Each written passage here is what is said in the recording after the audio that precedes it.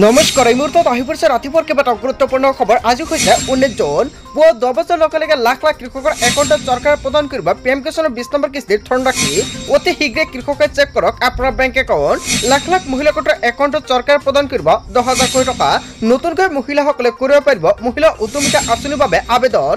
যিসকল ব্যক্তিয়ে অৰুণোদয় পোৱা নাই 30 তাৰিখৰ পূৰ্বে নতুনকৈ আবেদন কৰিব পাৰিব।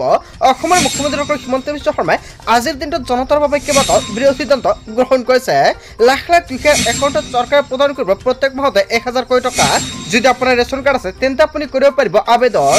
যদি আপোনাৰ ৰেচন কাৰ্ড নাই আপুনি নতুনকৈ ৰেচন কাৰ্ডৰ বাবে কৰিব পাৰিব আবেদন। লগতে কেইবাটাও ৰাজনৈতিক খবৰৰ লগতে অৰাজনৈতিক খবৰ যুগুত কৰা হৈছে আজিৰ দিনটোত। গোটেই অসম তথা ভাৰতৰ বিভিন্ন প্ৰান্তৰ পৰা যুগুত হৈছে কেইবাটাও ডাঙৰ খবৰ। এনেবোৰ খবৰ নিতৌ পাই থাকিবলৈ চেনেলটি ছাবস্ক্ৰাইব কৰি ভিডিঅ'ত এটা লাইক কৰিবলৈ নাপাহৰিব। আজিৰ আমাৰ প্ৰথম খুবেই গুৰুত্বপূৰ্ণ খবৰ হৈছে অসমবাসীৰ বাবে এটা ডাঙৰ খবৰ। পিএম কিষাণৰ 20 নম্বৰ কিস্তিক লৈ গুৰুত্বপূৰ্ণ আপডেট আহি পৰিছে।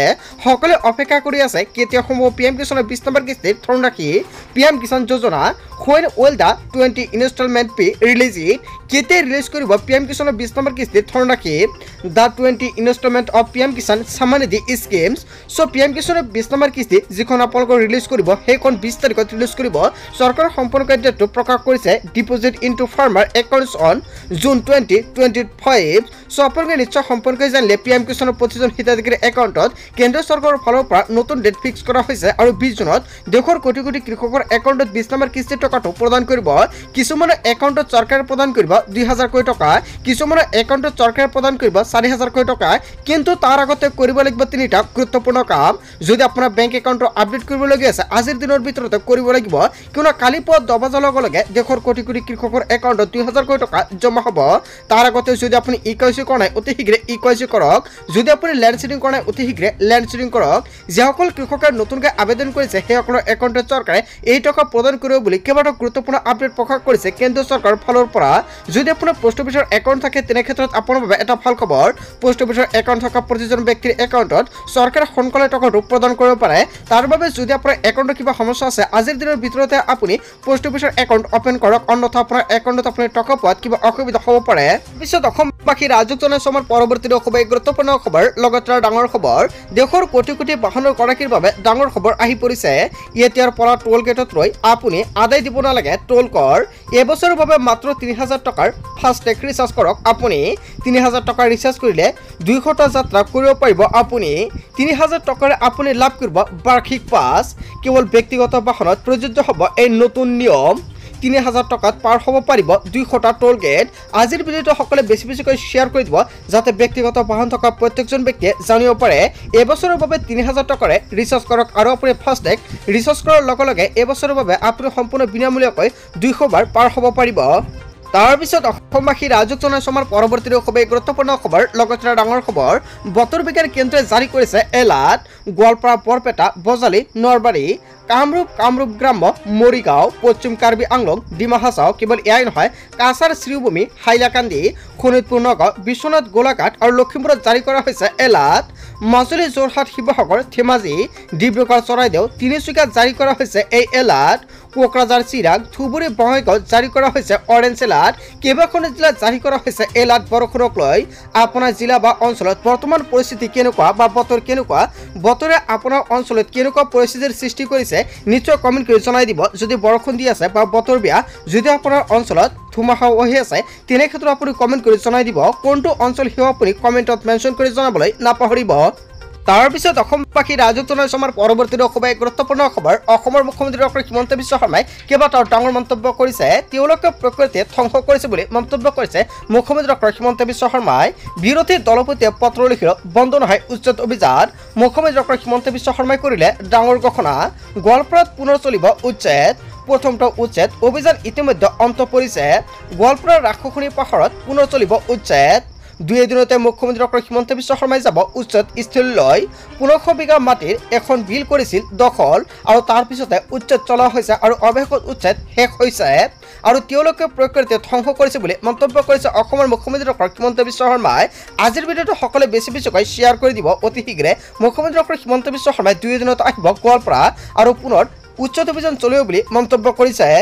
তাৰ পিছত অসমবাসী ৰাইজক জনাইছো আমাৰ পৰৱৰ্তী খুবেই গুৰুত্বপূৰ্ণ খবৰ লগতে ডাঙৰ খবৰ ব্যক্তিগত চিকিৎসালয়ক লৈ চৰকাৰৰ বৃহৎ সিদ্ধান্ত টকাৰ অভাৱত ৰোগীৰ নচৰতে আবদ্ধ কৰি ৰাখিব নোৱাৰিব ব্যক্তিগত হাস্পাতালত টকা নথকাৰ বাবে ৰোগীক অতিৰিক্ত দিন থাকিবলগীয়া বাধ্য কৰিব নোৱাৰিব অভিযোগৰ বাবে মুকলি কৰা হ'ব হেল্পলাইন নম্বৰ কোনো ব্যক্তিগত হাস্পাতালে এই কাম কৰিলে হেল্পলাইনত দিব পাৰিব আপুনি অভিযোগ আৰক্ষীয়ে গৈ উদ্ধাৰ কৰি লৈ আহিব ৰোগীক শীঘ্ৰে কেবিনেটত লোৱা হ'ব ডাঙৰ সিদ্ধান্ত অসমৰ মুখ্যমন্ত্ৰী ডক্টৰ হিমন্ত বিশ্ব শৰ্মাই ডাঙৰ মন্তব্য কৰিছে একাংশ ব্যক্তিক হাস্পাতালে নিজৰ খিয়াল খুচি মতে ক্ষমতাৰ অপব্যৱহাৰ কৰে বুলি মন্তব্য কৰিছে এনে ব্যক্তিগত খণ্ডৰ হাস্পাতাল পৰিব বিপদত ব্যক্তিগত চিকিৎসালয়লৈ চৰকাৰৰ বৃহৎ সিদ্ধান্ত গ্ৰহণ কৰিছে আজি অসমৰ মুখ্যমন্ত্ৰী ডক্টৰ হিমন্ত বিশ্ব শৰ্মাই সংবাদমেল যোগে জনতাৰ বাবে কেইবাটাও ডাঙৰ মন্তব্য কৰিছে পিছত অসমবাসী ৰাইজক জনাইছো আমাৰ পৰৱৰ্তী খুবেই গুৰুত্বপূৰ্ণ খবৰ লগতে ডাঙৰ খবৰ শক্তিশালী বিজেপি সুৰক্ষিত অসম নাৰী সবলীকৰণ লক্ষ্যৰে 37,02,000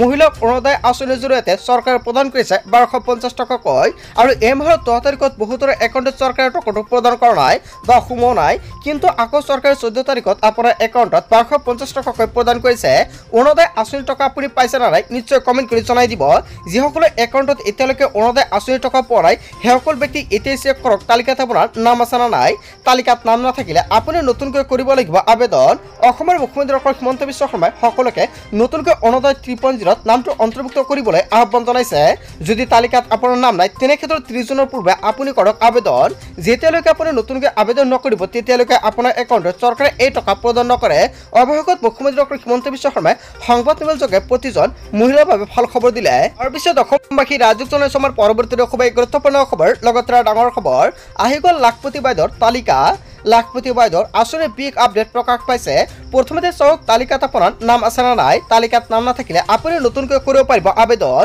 অসমৰ মুখ্যমন্ত্ৰী ডক্টৰ হিমন্ত বিশ্ব শৰ্মাই কেইবাটাও গুৰুত্বপূৰ্ণ আপডেট প্ৰকাশ কৰিছে আপুনি কেনেকৈ তালিকাত চাব আপোনাৰ নাম আছে না নাই আপুনি অনলাইনৰ মাধ্যমত চেক কৰিব নোৱাৰিব তালিকাত আপোনাৰ নাম আছে না নাই তালিকাত নাম চাবলৈ হ'লে আপোনাৰ কৰিব লাগিব যিখন পঞ্চায়ত বা ব্লক তাত গৈ আপোনাৰ চেক কৰিব লাগিব অন্যথা আপুনি ঘৰতে বহি মোবাইল ফোনৰ জৰিয়তে চেক কৰিব নোৱাৰিব কিয়নো অনলাইনৰ মাধ্যমত এই লিষ্টটো প্ৰকাশ কৰা নাই মুখ্যমন্ত্ৰী ডক্টৰ হিমন্ত বিশ্ব শৰ্মাই কৰিলে বৃহৎ ঘোষণা কোন মাহৰ কোন সমষ্টিত কেতিয়া বিতৰণ কৰিব ধন ৰাখি অৱশেষত নতুনকৈ সময়সূচী ঘোষণা কৰিছে মুখ্যমন্ত্ৰী গোটৰ মহিলাক লৈ দিলে ভাল খবৰ কিয়নো প্ৰায় 10 লাখ মহিলাৰ নাম কৰ্তন কৰা হৈছে তালিকাৰ পৰা যদি আপোনাৰ নামটো কৰ্তন কৰা হৈছে তেনে ক্ষেত্ৰত অতি শীঘ্ৰে আপোনাৰ নামটো আপুনি অন্তৰ্ভুক্ত কৰাই লওক তালিকাত এতিয়াই আপোনাৰ নাম অন্তৰ্ভুক্ত হোৱা নাই নেকি যোগ্য মহিলাৰ নাম বাদ পৰিছে নেকি আঁচনিৰ পৰা সমষ্টিৰ বিধায়কৰ জৰিয়তে প্ৰতিগৰাকী মহিলাৰ নাম অন্তৰ্ভুক্ত কৰা হ'ব এই তালিকাত অতি শীঘ্ৰে বিধায়কৰ সৈতে আপুনি যোগাযোগ কৰক আৰু আপোনাৰ নামটো আপুনি অন্তৰ্ভুক্ত কৰাই লৈ লওক আগষ্ট মাহৰ পৰা জানুৱাৰী মাহলৈকে সমষ্টিয়ে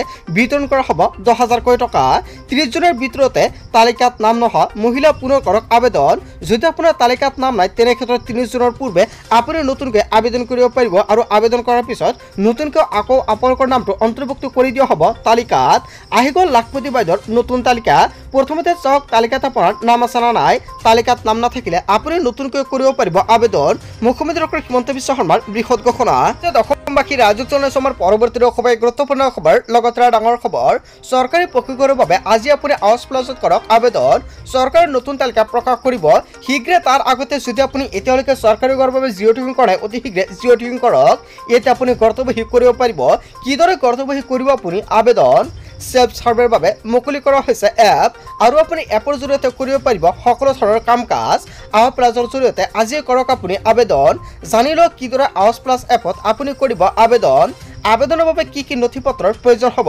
জীৱিকা সখীয়ে চলোৱা জৰিয়তে সম্পূৰ্ণ নোহোৱাসকলে কৰক সেলফ সাৰ্ভে প্লে ষ্টৰৰ পৰা ডাউনলোড কৰক আৱাজ প্লাছ 2024 আধাৰ নম্বৰ সৈতে কৰক আপুনি পঞ্জীয়ন মহিলা হিতাধিকাৰীসকলক দিয়া হ'ব অগ্ৰাধিকাৰ আবেদনৰ বাবে প্ৰযোজ্য হ'ব আধাৰ কাৰ্ড জব কাৰ্ড আৰু আধাৰ সংযোজিত বেংক একাউণ্ট সম্পূৰ্ণ তথ্যৰ বাবে সহজৰীপৰ SOP মুকলি কৰিছে অসমৰ মুখ্যমন্ত্ৰী ডক্টৰ হিমন্ত বিশ্ব শৰ্মাই চৰকাৰে www.ruralassam.gov.in এতিয়া আপুনি লগ ইন কৰক বা www.pmuig.nic.in চাব পাৰিব সকলো নীতি নিয়ম জৰীপ সম্বন্ধীয় অভিযোগৰ বাবে মুকলি কৰা হৈছে হেল্পলাইন নম্বৰ 18001232 235600 এইটো টোল ফ্ৰী নম্বৰ এতিয়াই সেভ কৰি ৰাখক আপোনাৰ মোবাইল ফোনত আৰু ফোন কৰি দিব পাৰিব অভিযোগ যদি কিবা সমস্যা হৈ থাকে। সো লাখ লাখ দুখীয়াৰ বাবে ভাল খবৰ আহি পৰিছে। যদি আপুনি চৰকাৰী ঘৰ এতিয়ালৈকে পোৱা নাই অতি শীঘ্ৰে চৰকাৰী ঘৰৰ বাবে কৰক আপুনি আবেদন। বন্ধু বান্ধৱীসকল গোটেই অসম তথা ভাৰতৰ বিভিন্ন প্ৰান্তৰ পৰা যুগুত হৈছে কেইবাটাও ডাঙৰ খবৰ। এনেবোৰ খবৰ